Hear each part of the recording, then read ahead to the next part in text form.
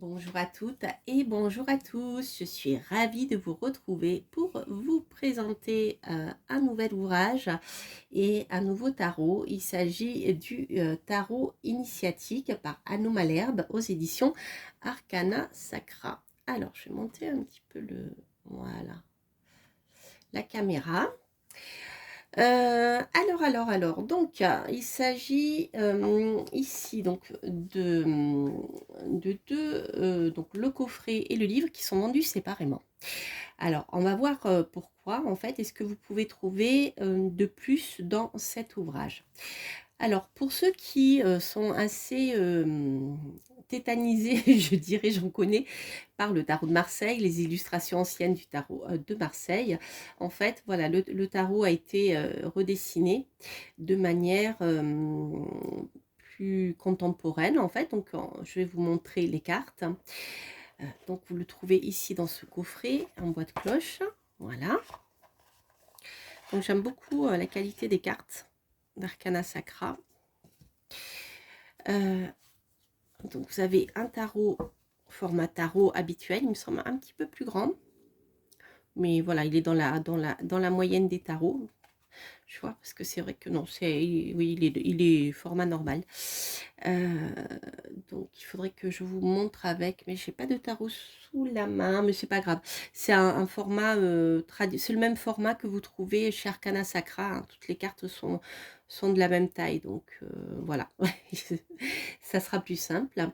Donc ici vous avez le dos. Alors moi j'aime bien ce genre de dos justement neutre qui permet de rentrer dans une sorte de phase hypnotique, hein, pour la voyance. Je trouve que c'est très très bien. Donc je vais vous les montrer et vous avez voilà ce genre d'illustration avec le battleur, la papesse, etc., etc. Donc on va les découvrir ensemble. Au niveau du contenu du livret qui se trouve dans le coffret, alors ici vous avez donc le sommaire. Hop, voilà. Et dans le, comment dire, dans la présentation des arcanes, on est dans le livret sur quelque chose de plutôt psychologique et spirituel. Voilà, donc chaque carte, vous voyez, va être abordée. Alors, comportement névrotique, ça c'est la manière dont l'auteur présente les choses. Donc par exemple, pour le battleur, c'est le fait de rester enfant, de ne pas être autonome, de rester superficiel, etc. Ensuite, vous avez la quête de l'équilibre, hein. Commencer à entreprendre, utiliser ses potentiels, etc. Donc on est plus, je dirais, presque dans le développement personnel. Et ensuite, vous avez l'orientation spirituelle. Voilà.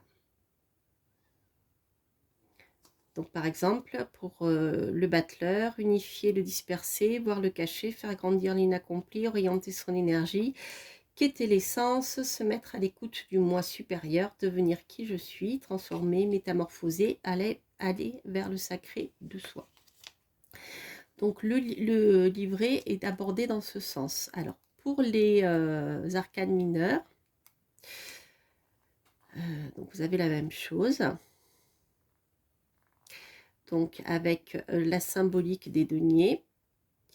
Et ensuite, vous avez des petites, comme des petites injonctions en fait. Je me tais, je me centre pour l'as de denier, je vénère, je médite, j'accueille pour me déployer sur le plan concret. Donc là, on est vraiment dans cette énergie plutôt de développement personnel, je dirais, dans le livret qui se trouve dans le coffret.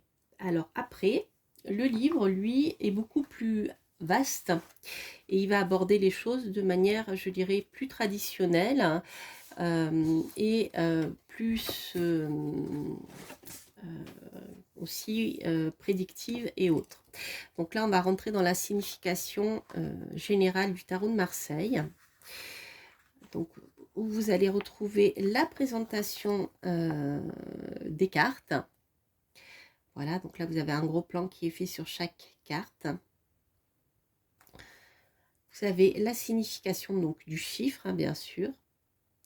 le chemin, on va dire, du tarot, hein, sur le plan développement spirituel aussi, puisque la succession des arcanes majeures du tarot ont un sens, hein, sur ce plan-là.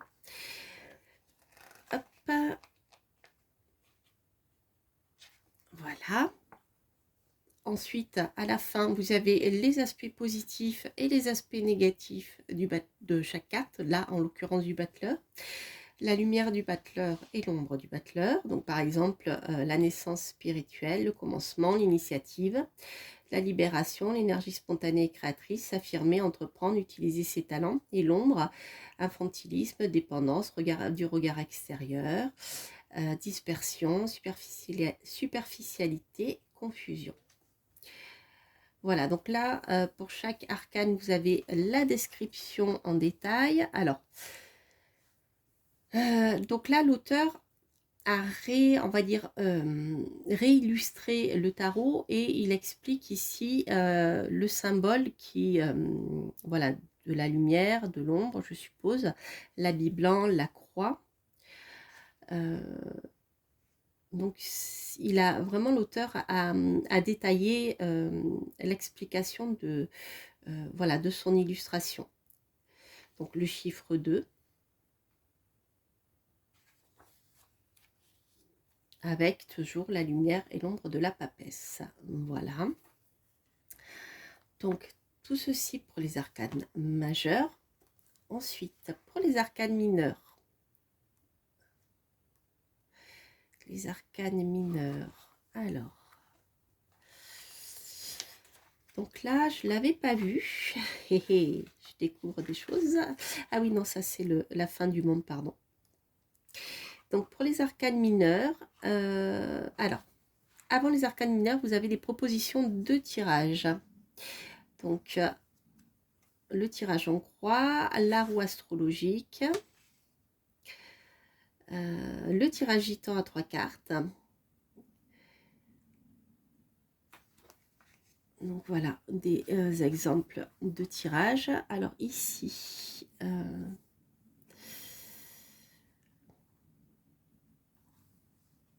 voilà le tirage. Vous avez un tirage à 3 cartes, le tirage du livre.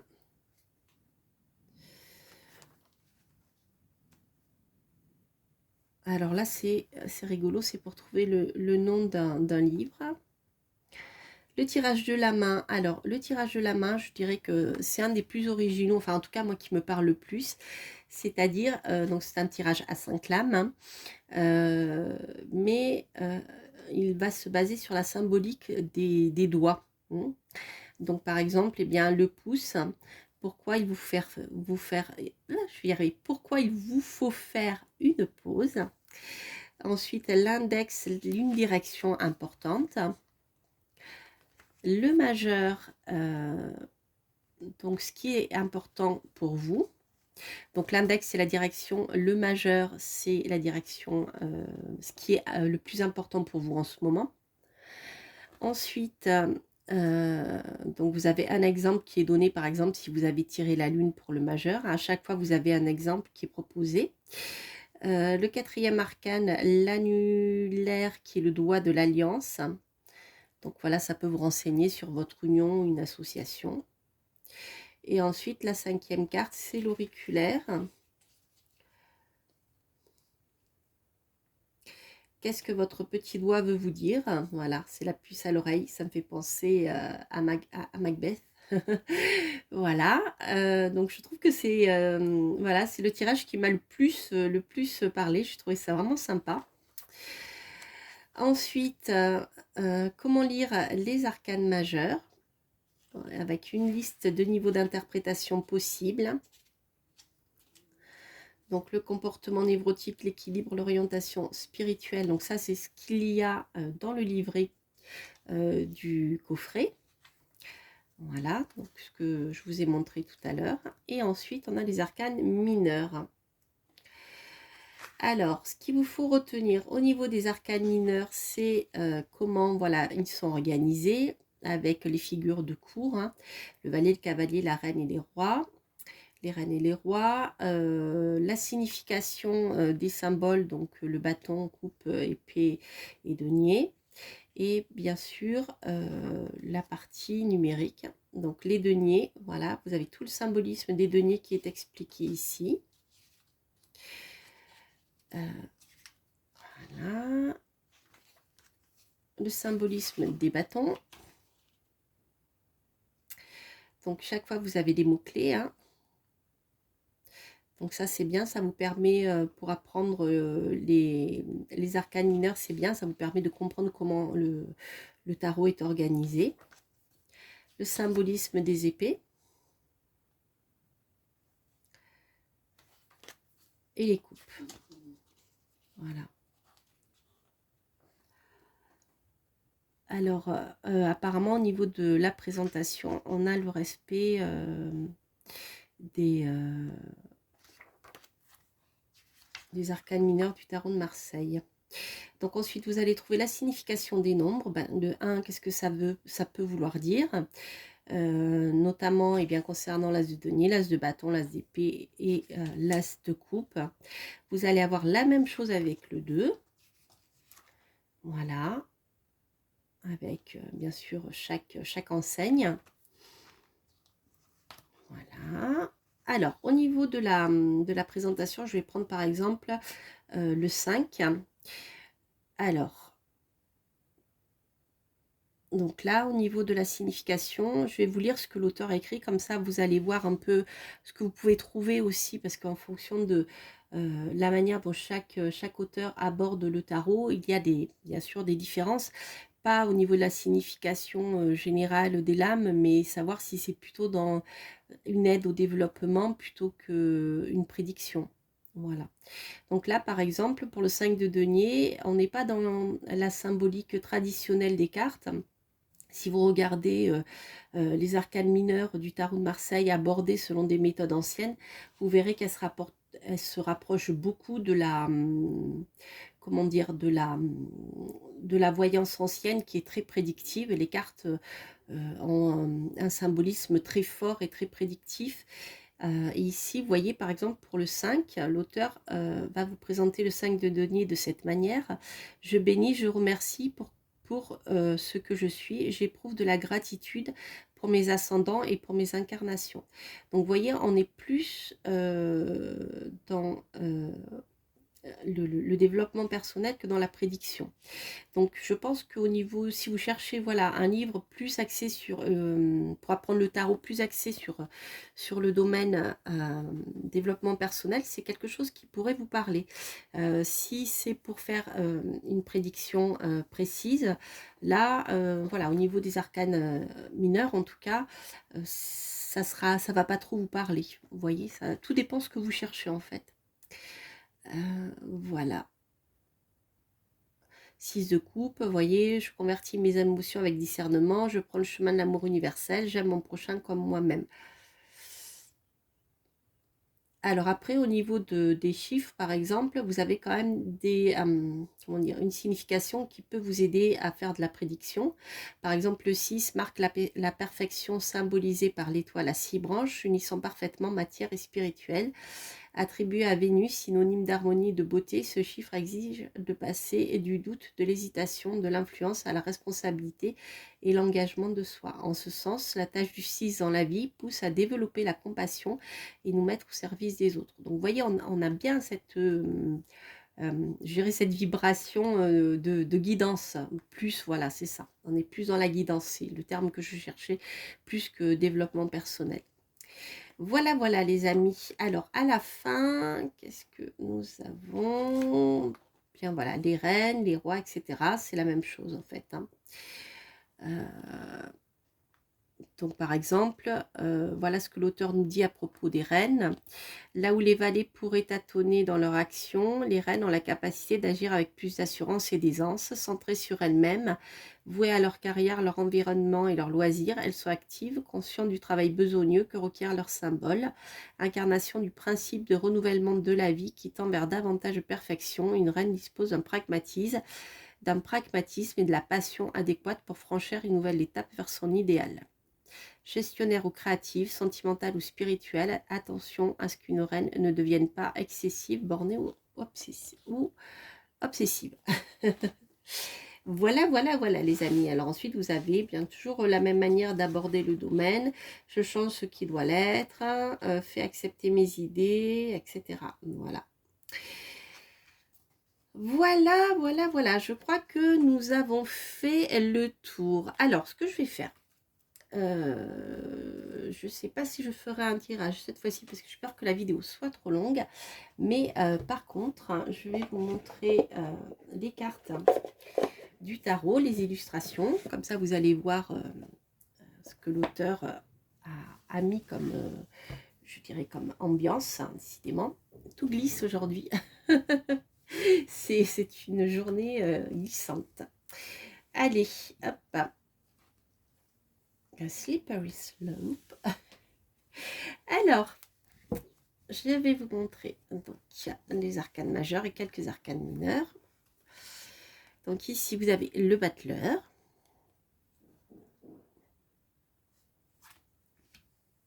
La papesse. L'impératrice.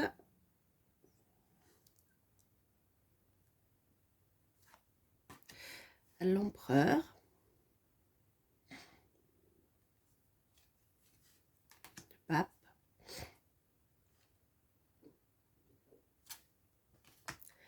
L'amoureux. Le chariot. La justice. L'ermite. La roue de fortune.